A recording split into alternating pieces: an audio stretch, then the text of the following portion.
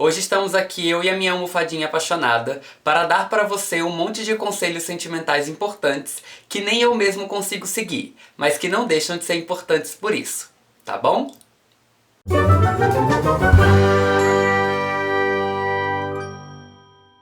Ontem eu estava aqui em casa refletindo um pouco sobre como a gente anda construindo algumas relações afetivas meio esquisitas. A gente vive cheio de medo, cheio de insegurança, às vezes cheio de desespero, e aí constrói umas relações meio nocivas que não são muito legais. E aí, pensando em como trazer isso pra esse vídeo, eu me lembrei de uma história que eu mesmo vivi faz um tempo, e eu queria dividir ela com vocês. Faz alguns anos, né? É meio estranho contar essa história aqui, porque eu tenho certeza que a pessoa envolvida vai ver esse vídeo. Mas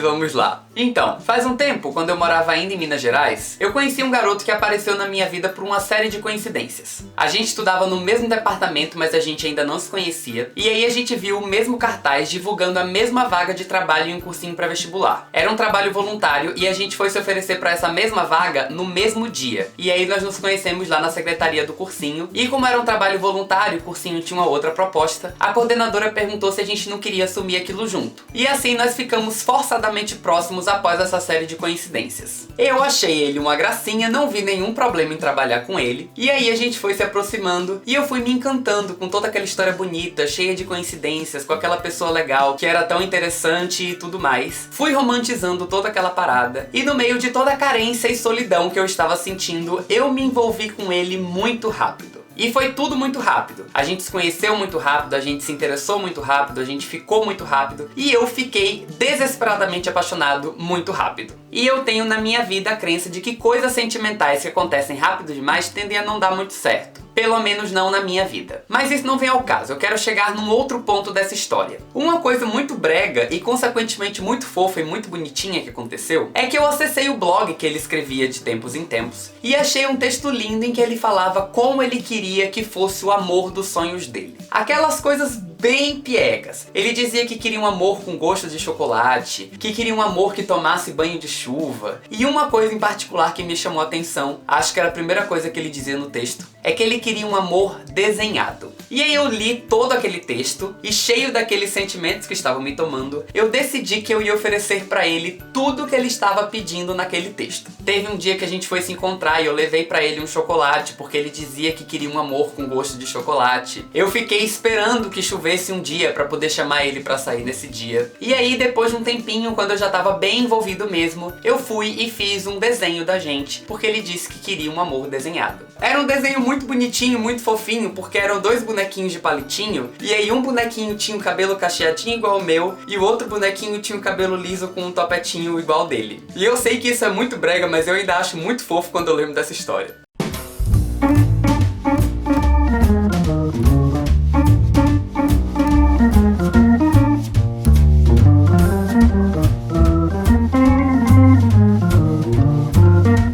Mas aí, como eu disse, na minha vida coisas que acontecem muito rápido costumam não dar muito certo. E aí a minha história de amor bonitinha acabou num tempo tão curto quanto que ela aconteceu. E aí ela não só acabou, como ela também deu uma merda enorme, e eu fiquei sofrendo por meses. Diga-se de passagem, se parar pra calcular, acho que eu fiquei mais tempo sofrendo do que o tempo que a gente ficou junto. Mas isso também não vem ao caso. A merda maior que aconteceu é que no meio de toda aquela minha bad, de todo aquele meu sofrimento, uma coisa me preocupava muito. O fato de que ele ainda tinha o meu desenho. O desenho foi uma coisa muito difícil de superar, porque pra mim aquele desenho era a prova de que eu estive na mão dele. Era a prova da minha vulnerabilidade, do meu sentimento, de tudo aquilo que eu queria esquecer, que eu queria negar. Depois de tudo dar errado, eu odiava lidar com a ideia de que ele ainda tinha aquele bendito desenho. E aí, depois de muito drama, de muita discussão, eu cheguei pra ele e pedi que ele me devolvesse o desenho, ou que ele rasgasse o desenho, jogasse o desenho fora. E expliquei pra ele todas as minhas razões. É uma coisa que eu não me orgulho muito de ter feito, mas eu entendo as razões que me levaram a fazer isso na época. Enfim, em qualquer caso, foi principalmente sobre essa parte da história que eu tava pensando ontem, quando eu tava no meio dessas minhas reflexões sobre a nossa vida sentimental. Porque essa história é uma história que tá toda errada, mas ela tem um monte de elementos que eu vejo se repetindo aí todos os dias, na forma como a gente vive muitas das nossas relações afetivas. E aí eu estou aqui dividindo essa minha experiência pra tentar ajudar as pessoas a não continuar repetindo essas merdas. Porque, como eu disse uma vez, Muro pequeno também sabe dar conselhos amorosos. A primeira coisa errada nessa história era eu sendo muito desesperado, fazendo uma coisa que a gente faz muito, que é colocar todas as expectativas em cima da primeira pessoa que aparece no primeiro momento de carência. Eu sei que na vida a gente tem umas pessoas que são muito intensas, que se jogam com tudo logo de cara, e isso não é exatamente um problema. O problema é a gente viver nessa cultura que ensinou pra gente que a gente só vai ser feliz se a gente tiver alguém do lado. Essa coisa que a bossa nova botou na nossa cabeça que tá toda errada. Porque a gente tem jeito de ser feliz consigo mesmo. E não precisa ficar o tempo todo procurando desesperadamente por uma outra pessoa. E sei lá, mesmo que você esteja desesperadamente procurando uma outra pessoa, por qualquer que seja a sua razão, que não é problema meu, eu ainda acho que é meio complicado quando a gente coloca toda a nossa felicidade e toda a nossa estabilidade emocional nas mãos de uma outra pessoa. E pior, nas mãos da primeira pessoa legal que aparece pela frente no caminho. Eu acho isso meio arriscado e não é nem saudável, nem pra você, nem pra outra pessoa. E aí depois fica todo mundo que nem eu, na merda. E aí uma segunda coisa muito errada na história tem a ver com o tal do desenho, que foi uma coisa que eu também fiquei pensando muito. Porque assim, do jeito como as nossas relações são construídas hoje, a gente meio que aprende que demonstrar carinho é uma coisa muito ruim. O que é muito bizarro, não faz o menor sentido. Pensa comigo, eu tinha milhões de razões pra ficar mal por causa do final daquela história, daquele relacionamento. Mas o que mais me angustiava era o fato de que ele sabia que eu gostava dele. E o fato de que ele tinha uma prova disso nas mãos. O que mais me incomodava era o fato de que existia uma evidência do meu afeto. Mas por que o meu afeto incomodava? Hoje eu olho pra trás e penso que o afeto era o que mais valia a pena. No fim das contas, se eu podia enxergar algo bom naquela história, era o fato de que alguém tinha me despertado um sentimento bonito. Eu não devia me incomodar com aquilo. Mas é isso, a gente aprendeu a se incomodar demais com o próprio sentimento. Ou, dizendo de outra forma, a gente aprendeu a ter muito medo de demonstrar o próprio sentimento. Hoje a gente tá vivendo num mundo que quando você começa a se interessar por uma pessoa, a sua principal meta de vida passa a ser não deixar essa pessoa perceber que você tá interessado nela. Eu vou falar de novo porque falando assim em voz alta a gente percebe como que é ridículo. Você gosta da pessoa, você quer interagir com a pessoa, mas aí você interage com a pessoa fazendo todo o esforço do mundo pra ela não perceber que você tá interagindo com ela porque você gosta dela.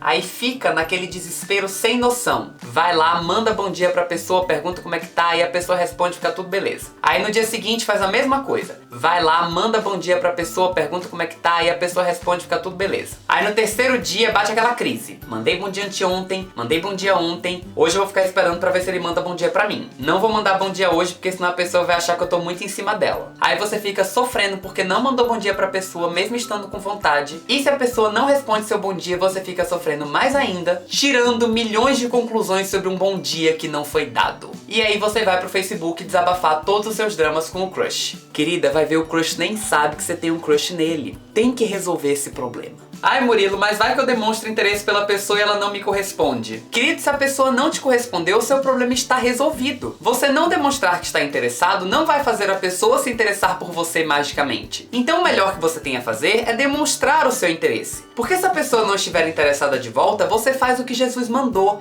Vai amar o próximo. Porque às vezes amar o atual tá muito difícil. Ou não vai amar ninguém também, vai curtir você mesmo. Vai assistir um episódio de How to Get Away with Murder, que é muito mais negócio. Tem no Netflix. Eu não tô falando pra gente começar a ser explícito com tudo e acabar com o flerte, com aquela troca de interesse meio indireta, que é gostosa de fazer. Eu também não estou negando que algumas pessoas são inseguras e que têm dificuldade de fazer isso, até porque eu também sou assim. O meu único problema é que eu não quero viver num mundo em que a gente se sente mal por estar demonstrando carinho. Eu não quero viver num mundo em que a gente acha que relacionamento é uma queda de braço, que você fica achando que tem que segurar muito tempo, porque se você demonstrar carinho primeiro, você vai ser a pessoa otária que vai ficar na mão da outra pessoa. Eu não quero viver num mundo em que as pessoas acham que estar vulnerável por causa de um sentimento é uma coisa completamente ruim. Eu não quero viver num mundo em que a gente acha que tá sendo otário por demonstrar um sentimento, nem no mundo em que as outras pessoas acham que a gente tá sendo otário por demonstrar um sentimento. Eu não quero que a lógica das minhas relações seja essa, porque amor não foi feito pra isso. A gente também tem que acabar com aquele outro ensinamento errado da bossa nova de que amor só é bom se doer. Não existe nenhuma garantia de que vai ser perfeito, e provavelmente não vai ser, mas isso não significa que a gente tem que ficar sofrendo, se amargurando o tempo todo por causa de uma queda de braço sentimental.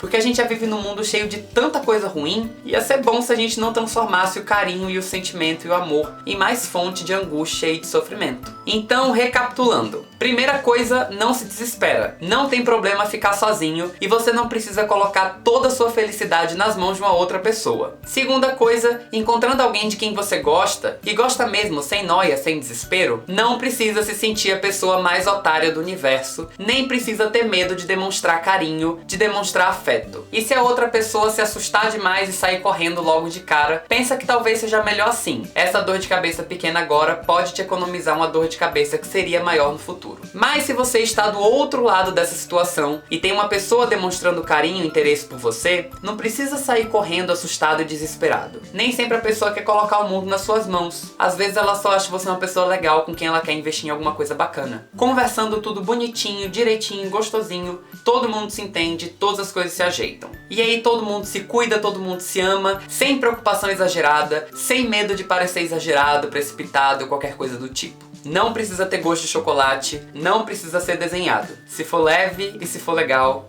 já tá de bom tamanho.